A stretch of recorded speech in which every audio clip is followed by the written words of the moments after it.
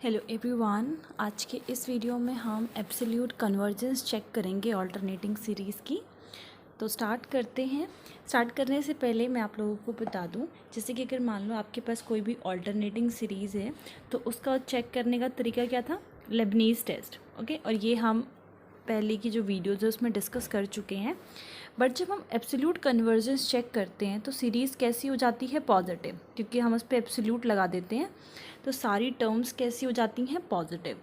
और जब positive terms हो जाएंगी तो हमारे पास काफ़ी सारे ऐसे टेस्ट हैं जो हमने पहले देखे हैं, पहले पढ़ रखे हैं। जैसे रेशियो हो गया, लोगैरिथमिक हो गया, या फिर राबीज टेस्ट हो गया, डी मॉर्गन्स टेस्ट हो गया, तो वो हम अप्लाई कर सकते हैं।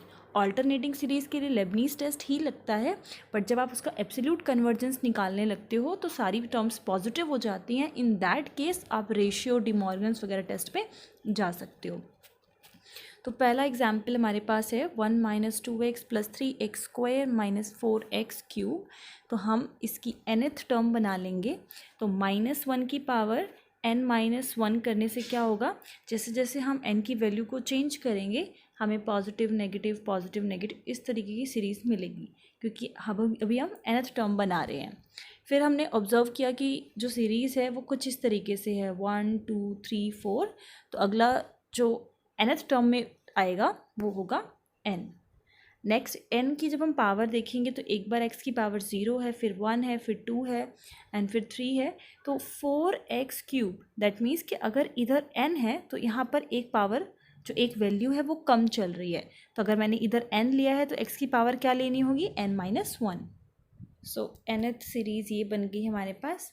अब हम क्या करेंगे, क्योंकि एब्सोल्यूट कन्वर्जेंस चेक कर रहे हैं तो हमने रेशियो टेस्ट लगा लिया, क्योंकि एब्सोल्यूट करने पर सारी जो टर्म्स हैं वो पॉजिटिव हो जाती हैं और उसके लिए रेशियो टेस्ट भी लगाया जा सकता है।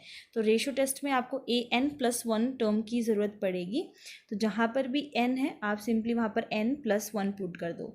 तो यहाँ पर आ जाएगा आपके पास n, x की पावर n-1 n+1। यहाँ पे दोनों टर्म्स को डिवाइड करके लिख दिया गया है। ये जो नेगेटिव -1 की पावर n-1 है एब्सोल्यूट में वो हट जाता है, क्योंकि आप यहाँ पे हमने एब्सोल्यूट यूज़ किया हुआ है। तो ये वाली जो टर्म्स है नेगेटिव -1 की पावर n-1 वो हट जाएगा। फिर आपको क्या करना है कि n जो है कैंसिल आउट करना है, क्योंकि इन्फिनिटी बाय इन्फिनिटी की फॉर्म बनेगी अगर हम डायरेक्टली जो है लिमिट पुट कर देते हैं। तो हम क्या करेंगे कि n जितना भी कैंसिल हो सकता है कॉमन लेकर वो हम कैंसिल करेंगे। नीचे इस ब्रैकेट n+1 से हमने कॉमन निकाल लिया, सो n से n कैंसिल हो जाएगा। x कैंसिल कर देंगे तो हमारे पास आंसर क्या आया, कैंसिल आउट करने के बाद 1/x। अब अगर ये 1/x वैल्यू जो है वो ग्रेटर देन 1 होती है तो अकॉर्डिंग टू रेशियो टेस्ट ये सीरीज़ कैसी हो जाएगी, कन्वर्जेंट। अब क्योंकि हमें x की वैल्यू पता नहीं है इसलिए हम केसेस में बात कर रहे हैं कि 1 से ग्रेटर होगी तो कन्वर्जेंट एंड अगर 1 से लेस होगी तो डाइवर्जेंट। ये जस्ट इसको यहाँ पे शिफ्ट करके ट्रांसपोज करके लिखा गया है। ओके, बाकी कोई डिफरेंस नहीं है। देन हमारे पास एक रिज़ल्ट है, अगर सीरीज़ एब्सोल्यूट कन्वर्जेंट है, ओके, सो वो कन्वर्जेंट भी होगी। बट अगर इन केस आप बोलो कि कन्वर्जेंट है तो हम ये नहीं कह सकते कि ज़रूरी नहीं है मतलब कि वो एब्सोल्यूट कन्वर्जेंट हो। ओके, सो आई रिपीट कि अगर सीरीज़ एब्सोल्यूट कन्वर्जेंट है तो वो कन्वर्जेंट होगी, बट कन्वर्जेंट होने पे ज़रूरी नहीं है कि वो एब्सोल्यूट कन्वर्जेंट भी हो। अभी हमने जस्ट एब्सोल्यूट कन्वर्जेंस चेक की है। अब क्योंकि एब्सोल्यूट कन्वर्जेंट है तो सीरीज़ कैसी होगी, कन्वर्जेंट। क्लियर है। अब कन्वर्जेंट का केस देखिए एब्सोल्यूट पे कब आया था, जब मोड ऑफ x जो है वो लेस देन 1 होगा। तो इसको हम क्या कह सकते हैं कि मतलब x की वैल्यू -1 से बड़ी है और 1 से छोटी है। अब एक और केस डिस्कस करना बाकी है। हमने लेस देन के बारे में बात कर ली, greater than 1 and less than 1 के बारे में बात कर ली। अगर मान लीजिए x की वैल्यू 1 ही हो जाती है तो सीरीज़ जो है किस तरीके से रिड्यूस हो जाएगी, यहाँ पर आ जाएगा 1 -2 +3 -4। तो मतलब ये आपकी जा रही है -n और +n, और जैसे ही लिमिट लगेगी तो ये हो जाएगा -∞, ये हो जाएगा +∞। तो सीरीज़ क्या कर रही है, ऑसिलेट कर रही है, मतलब ऑसिलेटिंग सीरीज़ हो जाएगी बिटवीन -∞ टू +∞।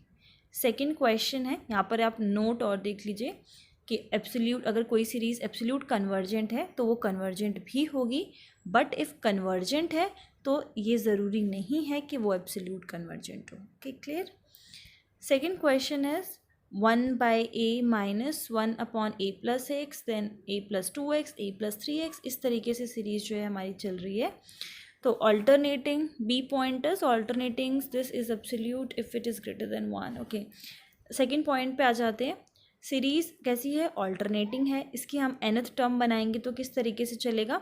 ये आपके पास पहले x का कोएफिशिएंट यहाँ पर 1 है, यहाँ पर जो 0 था यहाँ पर 2 है, तो x का जो कोएफिशिएंट है वो हमने n-1 लिख लिया, और ये a प्लस में चल रहा है तो इधर ये a प्लस में आ गया। ओके, ये किस तरीके से ले रहे हैं? यहाँ पर जो x का कोएफिशिएंट है वो क्या है? 0, इस वजह से वो पार्ट है ही नहीं, तो एक जो है आपको nth में एक कम मिलेगा, n-1 मिलेगा, इसलिए लिखा हुआ है। ओके, और हमने n+1th टर्म निकाल लिया, तो आप सिर्फ n की जगह पे n+1 पुट कर दो, सिंपल आ जाएगा a+nx। अब आपको लेबनीज़ टेस्ट के बारे में बात की जाए तो पहली कंडीशन क्या होती है? क्योंकि ये ऑल्टरनेटिंग चल रहा है ना, प्लस माइनस, तो लेबनीज़ टेस्ट ही लगा सकते हैं, लेबनीज़ रूल। उसमें पहली कंडीशन होती है कि nth टर्म जो है वो ग्रेटर होनी चाहिए an+1 से। So first condition is true.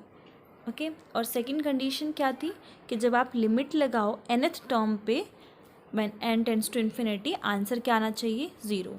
तो हमारी ये रही nth टर्म, इस पर लिमिट लगाएंगे तो आंसर क्या आ जाएगा? Simple 1/∞ is equals to 0। So by Leibniz test जो गिवन सीरीज़ है वो कन्वर्जेंट है। अब हम एब्सोल्यूट कन्वर्जेंस चेक करेंगे, तो यहाँ पर सीरीज़ पे आ जाएगा एब्सोल्यूट। और ये जो -1 होता है ना, -1 की पावर n-1, ये चलता है, कब लगता है? क्योंकि सीरीज़ जो है ऑल्टरनेटिंग है ना, तो प्लस माइनस चलेगा जैसे जैसे हम इस n की वैल्यू को चेंज करेंगे। तो ये हमारे पास आ गया nth टर्म लिख रखी है हमने। अब क्योंकि मोड लगता है तो ये वाली टर्म हम हटा सकते हैं, क्योंकि सारी टर्म्स अब पॉजिटिव हो चुकी हैं, तो ये आ जाएगा। और इसको हमने मान लिया bn सीरीज़। ओके, सो अगर हम ऑक्सिलरी सीरीज़ चूज़ करें, like in a such A way that कि हम कंपैरिजन टेस्ट लगा सकें, तो हमने क्या किया कि हमने 1/n चूज़ कर लिया। ओके, सो हम सिंपली मल्टीप्लाई बाय n और डिवाइड बाय n कर देंगे, और ये सीरीज़ हमने जो 1/n है वो हमने dn मान रखा है। तो जब आप ये 1/n को dn मानोगे, ये ऊपर चला जाएगा ना, इधर शिफ्ट करोगे तो नीचे आ जाएगा, तो ये रहा आपके पास dn। और यहाँ पर अब हम लगा देंगे लिमिट लगाने से पहले हम n को क्या करेंगे? कॉमन आउट लेके कैंसिल आउट कर देंगे, क्योंकि ऊपर अगर n रहेगा तो ∞/∞ की फॉर्म बन जाएगी। सो ऊपर से n कैंसिल हो जाएगा, ये रहा n। आप चाहो तो मल्टीप्लाई डिवाइड ना करके सीधा यहाँ से भी कॉमन निकाल सकते हो, जैसे कि अगर मान लो n निकाल लिया, यहाँ पे बचेगा a/n प्लस में 1 माइनस 1/n और x, इस तरीके से। और n से n कैंसिल होगा तो 1/∞ 0, देन 1/∞ इज इक्वल्स टू 0, यहाँ पे बचेगा x। So this will be 1/x, that is not equals to 0। So by comparison test हमें क्या चेक करना होता है कि an बाय bn जब लिमिट पुट करो तो नॉट इक्वल्स टू 0 आना चाहिए। देन ये दोनों सीरीज़ आपस में कन्वर्जेंट होती हैं साथ साथ, लाइक अगर एक कन्वर्जेंट है तो दूसरी भी कन्वर्जेंट होगी, और एक डाइवर्जेंट है तो दूसरी भी डाइवर्जेंट होगी, सेम नेचर होता है। तो अगर इन दोनों में से कोई एक भी सीरीज़ हम पता कर लेते हैं तो दूसरी भी पता चल जाएगी। तो ये जो सीरीज़ है, अगर हम p सीरीज़ से यहाँ पे चेक करें तो p की वैल्यू क्या है? 1। यहाँ पे p की वैल्यू कंपेयर करेंगे तो क्या आ रहा है? 1, और 1 पे क्या होता है? डाइवर्जेंट। तो अगर dn डाइवर्जेंट है तो bn सीरीज़ भी कैसी होगी? डाइवर्जेंट। सो आपने देखा कि हमने जब उसकी सीरीज़ चेक करी लेबनीज़ रूल से तो वो तो कन्वर्जेंट था। ओके, बट जब हम एब्सोल्यूट चेक कर रहे हैं तो वो कैसा आ रहा है? डाइवर्जेंट। तो ये क्या कहलाएगा? कंडीशनली कन्वर्जेंट कहलाता है। ठीक है, मान लीजिए आपके पास an सीरीज़ आपने चेक किया और एब्सोल्यूट भी इसका चेक किया, दोनों सीरीज़ आपने चेक की, इफ़ दोनों कन्वर्जेंट होती है तभी हम कहते हैं कि एब्सोल्यूट कन्वर्जेंट है। और इन केस आपका एक ये जो एब्सोल्यूट वाला है वो डाइवर्जेंट आ जाता है, तो सीरीज़ कैसी कहलाती है? Conditionally convergent. Okay, last question है हमारे पास, थर्ड। ओके, सो 1 माइनस 1/2p प्लस 1/3p, और यहाँ पर ऑलरेडी हमें nth टर्म जो है वो गिवन है। ठीक है, तो हम ये ले सकते हैं, बट p जो यहाँ पर यूज़ हो रहा है उस पर केसेस बन सकते हैं कि पी की वैल्यू जो है ग्रेटर देन ज़ीरो है या फिर लेस देन ज़ीरो है या इज इक्वल्स टू ज़ीरो है। ओके, सो ऑल्टरनेटिंग सीरीज़ की बात करें तो पहली लेबनीज़ रूल के अकॉर्डिंगली पहली कंडीशन क्या होती है कि nth टर्म जो है वो बड़ी होनी चाहिए। तो यहाँ से हमने चेक कर लिया nth टर्म, एक बार आप देख लो, ये आ रही है 1/p। ये -1 की पावर जो n-1 है, हमें न्यूमेरिकली चेक करना होता है nth टर्म, ठीक है। ये सब मैं ऑलरेडी डिस्कस कर चुकी हूँ जब हमने लेबनीज़ रूल पढ़ा था। तो आप उसको साइंस को इग्नोर कर सकते हो, न्यूमेरिकली आप लोगों को चेक करना है कि वैल्यू बड़ी है या नहीं। तो ये आ जाएगा 1 दिस विल बी दिस, और n+1 निकालोगे तो ये इसकी पावर p आ जाएगा। डिनोमिनेटर जितना बड़ा रहेगा वैल्यू आपको उतनी ही छोटी मिलेगी। तो पहली condition is true. Second condition is कि जब आप लिमिट लगाओ an पे तो किसकी इक्वल आनी चाहिए, ज़ीरो, ठीक है। So 1/∞ will be zero. So by Leibniz rule, by Leibniz test, जो सीरीज़ है वो कैसी हो गई, कन्वर्जेंट। अब हम आ जाते हैं एब्सोल्यूट कन्वर्जेंस चेक करने के लिए। जब आप एब्सोल्यूट लगाते हो तो सारी टर्म्स कैसी हो जाती हैं, पॉजिटिव। तो ये इस तरीके से हो जाएगा। और सिंपली p की वैल्यू, अगर यहाँ इसका तो हमें साफ साफ रिजल्ट पता है क्योंकि हमारे पास p सीरीज़ होती है। p सीरीज़ के अकॉर्डिंगली हमें पता है कि p की वैल्यू अगर ग्रेटर देन 1 होती है तो कन्वर्जेंट होता है, एंड अगर इज इक्वल्स टू 1 या लेस देन 1 होता है तो सीरीज़ जो है वो डाइवर्जेंट होगा। क्योंकि p की वैल्यू भी हमें नहीं पता है एग्जैक्टली है क्या, तो हम इस तरीके से simply by p series test कह सकते हैं, ग्रेटर देन 1 पे convergent and less than is equals to पे divergent. Okay, second case discuss करेंगे। सो ये समराइज करके लिखा हुआ है सारा जो हमने शो किया। सेकंड केस जैसे कि हमने पॉजिटिव के लिए देख लिया, अगर ज़ीरो से बड़ा है।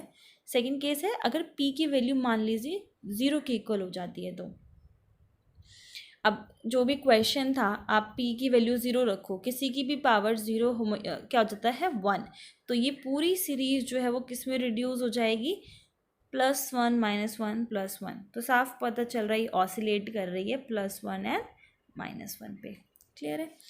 थर्ड आ जाते हैं कि जब p की वैल्यू क्या है, नेगेटिव हो, मतलब लेस देन ज़ीरो हो। तो p की वैल्यू समथिंग -m ले सकते हैं, -m होगी तभी तो लेस देन ज़ीरो होगी, वेर m की वैल्यू जो है वो ग्रेटर देन ज़ीरो होगी, तभी तो -m जो है वो p लेट किया जा सकता है। ओके, तो अगर p की वैल्यू नेगेटिव है तो जैसे ही आप उसको न्यूमरेटर में सेंड करोगे, ऊपर भेजोगे, तो पावर कैसी हो जाएगी, पॉजिटिव में हो जाएगी।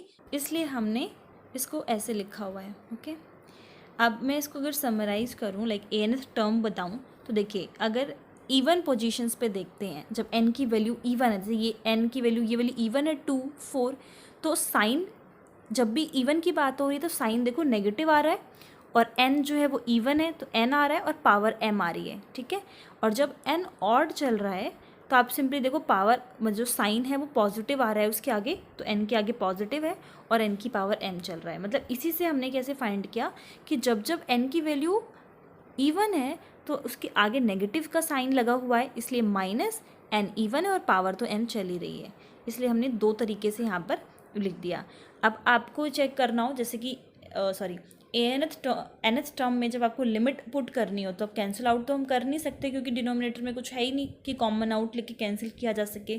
तो सिंपल लिमिट आप पुट कर दो इन्फिनिटी, तो क्या आ जाएगा, -∞ आ जाएगा जब इवन है और +∞ आ जाएगा जब ऑड है। तो क्या हो रहा है, ऑसिलेशन हो रहा है, ये ऑसिलेट कर रही है बिटवीन -∞ टू +∞, और यहाँ पर ऑसिलेशन हो रहा था इसका +1 से लेके बिटवीन +1 टू -1।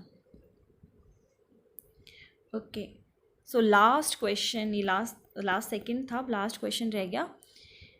1/√1 माइनस, अब आप देख सकते हो ये जो नीचे चल रहा है वो कुछ √n में चल रहा है इस तरीके से, ठीक है, ये अपॉन में आ जाएगा। तो सीधा अब आ जाते हैं हम क्वेश्चन पे, कन्वर्जेंस चेक करना है।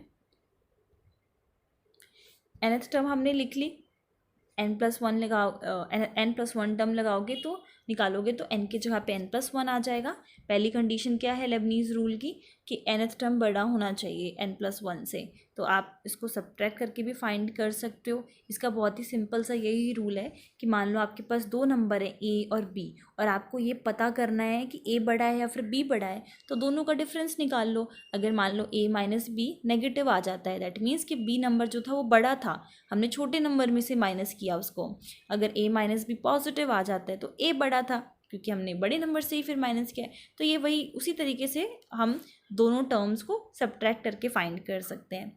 देन अगला आ जाता है, अब यहाँ पे भी देखिए जो आपका डिनोमिनेटर है वो जितना बड़ा होगा वैल्यू उतनी छोटी होगी।